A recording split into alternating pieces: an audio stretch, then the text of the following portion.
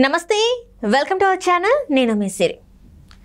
YCP బడా నేతలకి ఇప్పుడు ఒక ప్రాబ్లం వచ్చింది. త్వరలో ఆ బడా నేత అరెస్ట్ కాబోతున్నారు అని చెప్పేసి మనకు వార్తలు వస్తున్నాయి. అదేంటంటే మన టీడీపీ అధినేత సతీమణి భువనేశ్వరి గారి ఫేక్ డీప్ ఆడియోని ఏమంటారు వైసీపీ సోషల్ మీడియాలో అయితే వైరల్ చేస్తున్నారు. అందులో అయితే తను మాట్లాడినట్టుగా చూపించడం జరిగింది. దానివల్ల ఆ నేత అరెస్ట్ అవ్వడం ఖాయం అని చెప్పేసి అయితే మనకు వార్తలు వస్తున్నాయి. ఇందులో ఎంతవరకు వాస్తవం ఉంది ఏంటి అనేది మనకి వివరించడానికి మనతో పాటు ఉన్నారు TDP official spokesperson Suryadevara Latha గారు. నమస్కారం మేడం. నమస్తే మేడం. ఇప్పుడు చూస్తున్నట్టయితే సజ్జల భార్గవ రెడ్డి గారు అరెస్ట్ అయ్యే అవకాశం ఉంది అని చెప్పేసి మనకు వార్తలు వస్తున్నాయి. దీనికోసం అంటే భువనేశ్వరి గారి డీప్ ఫేక్ ఆడియోని ఏదైతే ఉందో ఆడియో వీడియోని రిలీజ్ చేశారు. అందులో దళితులని తిట్టినట్టుగా ఉంది. ఆ ఆడియో ఏదైతే వింటామో అది దళితులను తిట్టినట్టుగా ఉంది. అదైతే ఫేక్. కానీ వీళ్ళు మాత్రం సోషల్ మీడియాలో దీన్ని ప్రచారం చేస్తున్నారు. దానివల్ల టీడీపీ నేతలు అరెస్ట్ చేయాలని చెప్పేసి అయితే వాళ్ళు ఫిర్యాదు చేయడం కూడా జరిగింది. సో ఇది మరి అరెస్ట్ అయ్యే అవకాశం ఉందంటారా లేదంటారు?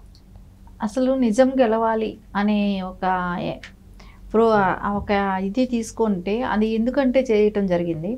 ఎప్పుడైతే నిర్దాక్షిణ్యంగా నారా చంద్రబాబు నాయుడు గారిని చేయని తప్పుకే కానివ్వండి, స్కిల్ డెవలప్మెంట్ కేసులో ఆయన ఇరికించటమే కానివ్వండి, సో ఎక్కడా కూడా ఇప్పటి వరకు కూడా ప్రూవ్ అవ్వాలి ఎక్కడ జరిగింది, ఎన్ని కోట్లు ప్రూవ్ జరిగింది అనేది. సో అలాంటి కేసులో నారా చంద్రబాబు నాయుడు గారిని అరెస్ట్ చేసినప్పుడు బయట వచ్చారు. అప్పటి వరకు కూడా భువనేశ్వర్ గారు ఎక్కడా బయట రాలేదు. సో ఆవిడ ఇన్ని సంవత్సరాలు రాజకీయ అనుభవం ఉన్న కుటుంబంలో ఉన్నారు. అంటే వాళ్ళ తండ్రి గారు కూడా సీఎంగా ఉన్నారు. సో తర్వాత నారా చంద్రబాబు నాయుడు గారు 14 సంవత్సరాలు సీఎంగా చేశారు. సో చంద్రబాబు నాయుడు గారికి 42 సంవత్సరాల రాజకీయ అనుభవం ఉంది. ఆవిడ పెళ్లి చేసుకునే టైంకి ఆయన మినిస్టర్. చంద్రబాబు నాయుడు గారు మినిస్టర్గా ఉన్న టైంలోనే బోనమ్మ గారిని పెళ్లి చేసుకోవటం జరిగింది. సో ఆవిడ చూడని హోదా లేదు, చూడని ఇది లేదు, కానీ జరుగుతున్న దుర్మార్గాన్ని ఎదిరించాలి దీన్ని అనే దానికోసం ఆవిడ బయట రావటం జరిగింది. సో మనం చూసాం చంద్రబాబు నాయుడు గారు అరెస్ట్ అయిన దగ్గర నుంచి కూడా చనిపోయిన వాళ్ళందరినీ పరామర్శించడం కోసం నిజం గెలవాలనే ఒక ప్రోగ్రాంలను తీసుకొని తను ప్రజల్లోకి వెళ్ళటం కానివ్వండి, వాళ్ళందరినీ కలవటమే కానివ్వండి, వాళ్ళ బాగోగుల గురించి ఆలోచించటమే కానీ, వాళ్ళకి ఏదైనా పార్టీ తరపునే కానివ్వండి, ఎన్టీఆర్ ట్రస్ట్ తరపునే కానివ్వండి, ఏదైనా చేయగలుగుతామని ఆవిడ ఆలోచించటమే కానివ్వండి, దానికోసం ఆ ప్రజల్లోకి వెళ్ళారు. అంటే ఎందుకు?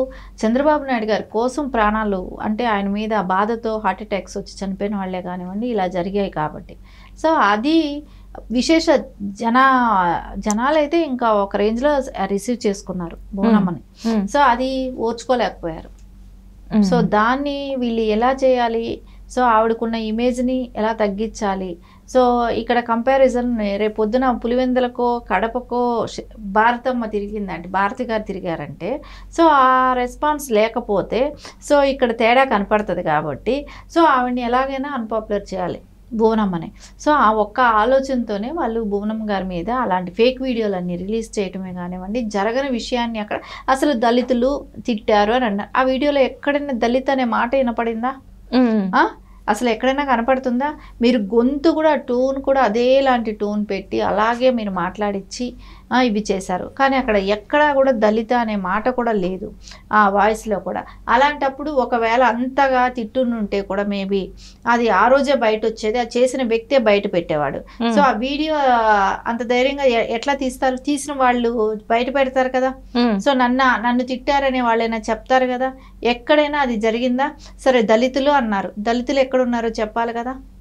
ఆ దళిత ఎవరైతే ఉన్నాడో అక్కడ బోర్డు కూడా రాలేదు. ఆ ఎవరిని దళితుల్ని తిట్టేటప్పుడు ఆ కులం పెట్టి తిట్టారు అని అన్నప్పుడు అక్కడ మాట వచ్చిందా? లేదు కదా. రానప్పుడు మీరు ఎలా చెప్తారు?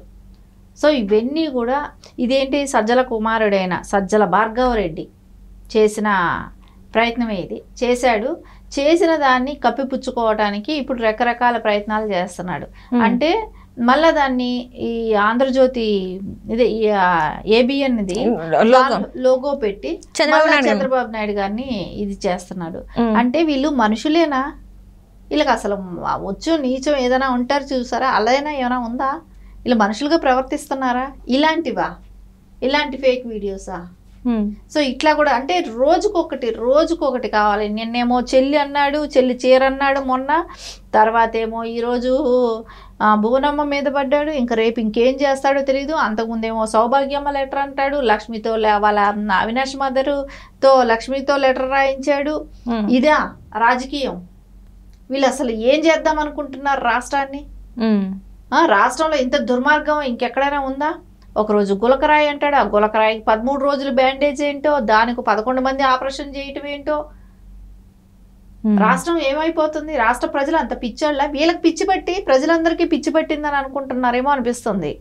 ఇక్కడ మనకి ఎక్కడైనా ఒక్క విషయంలో స్పష్టత ఉందా? ఇన్ని జరిగాయి, ఎక్కడైనా ఒక దానిలో స్పష్టత కనపడుతుందా? ఎక్కడా స్పష్టత లేదు. అన్ని ఫేక్.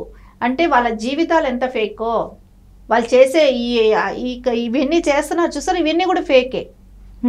వాళ్ళకి ఎక్కడా కూడా నిజంగా నిర్ధారణ అయ్యే కేసులు ఏదైనా పెట్టగలిగారా ఇప్పటి వరకు? సో ఇలాంటి వాళ్ళ మీద అయితే ఖచ్చితంగా యాక్షన్ తీసుకోవాలి. వాయిస్ భువనమ్మది కాదు, అది కూడా ఫేక్ చేయించారు కదా, అదే ఇలాంటి టోన్తో మాట్లాడించారు. ఇవన్నీ రేపు తెలుస్తాయి, బయట వస్తాయి.